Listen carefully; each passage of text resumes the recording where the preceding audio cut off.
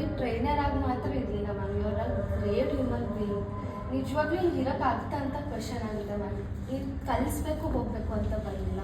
May be ಇವ್ರನ್ನ ಬಿಟ್ಟು ನಾನು ಯಾರನ್ನೇ ಚೂಸ್ ಮಾಡಿದ್ದಿದ್ರು ನನಗೆ ಗ್ಯಾರಂಟಿ ಇರ್ತಿರ್ಲಿಲ್ಲ ಮ್ಯಾಮ್. ನಾನು ನಿಜವಾಗ್ಲೂ ನಾನು ಕಂಪ್ಲೀಟ್ ಮಾಡ್ತೀನಿ. ನಾನು ಎಷ್ಟು ಕ್ವಶನ್ಸ್ ಕೇಳಿದ್ದೆ ಮ್ಯಾಮ್ ನಿಮ್ಮನ್ನ, ಬಟ್ ಕ್ಲಾರಿಟಿ ಸಿಗೋದು, ಸ್ಯಾಟಿಸ್ಫ್ಯಾಕ್ಷನ್ ಸಿಗೋದು ತುಂಬ ಜನಕ್ಕೆ ಕಡಿಮೆ ಅದು. I am glad that I found you.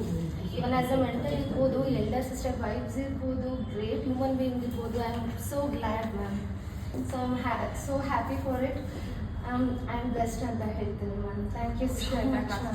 ತುಂಬ ಖುಷಿ ಆಯಿತು, ಸ್ಯಾಟಿಸ್ಫೈಡ್. ಒಂದೊಂದು ಎಷ್ಟು ಚೆನ್ನಾಗಿ ಹೇಳ್ತಾರೆ ಅಂದವರು, ಎಷ್ಟು ಸರಿ ಕೇಳಿದ್ರು ಕೋಪನೇ ಬರಲ್ಲ.